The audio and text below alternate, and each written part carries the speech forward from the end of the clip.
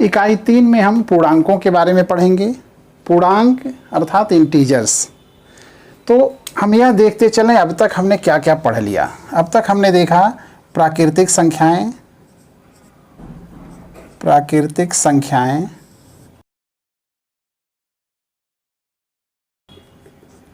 ये कहाँ से शुरू होती हैं?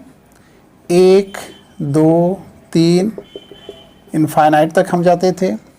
प्राकृतिक संख्याओं को पढ़ते समय हमको ज़रूरत पड़ी शून्य की, और शून्य को शामिल कर लेने से पूर्ण संख्याएं। शून्य को जब इस समूह में शामिल कर लिया गया तो ये पूर्ण संख्याओं का समूह बन गया, और इसका रेंज हो गया 0, 1, 2, 3 यहाँ से इन्फिनिटी तक। इन दो संख्याओं के रहते हुए भी हमको, जब हम देखें कहीं भी हमको किसी छोटी संख्या से बड़ी संख्या को घटाना पड़ता था, कहीं भी जब इस तरह के केसेज आए तो हम यहाँ घटाने में असमर्थ होते थे, क्योंकि इसका घटाना जो आने वाला है ऐसी संख्या हमारे इन दोनों समूहों में नहीं थी। इसके लिए हमको ऋणात्मक संख्याओं की आवश्यकता पड़ी, और ऋणात्मक संख्याओं को पढ़ने के लिए फिर इंटीजर की आवश्यकता पड़ती है। तो हमने पूर्णांक को शामिल किया।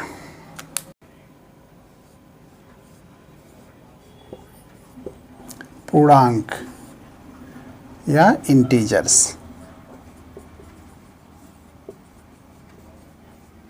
अब हमारे समूह हो गए, ये जितनी संख्याएं हैं 0, 1, 2, 3, और ये सारी संख्याएं माइनस में भी, -1, -2, -3 इधर भी।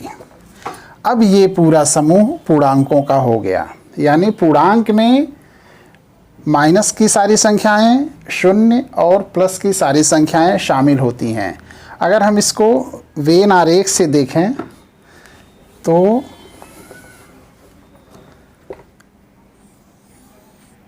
ये हमारी प्राकृतिक संख्याएं हैं। इसमें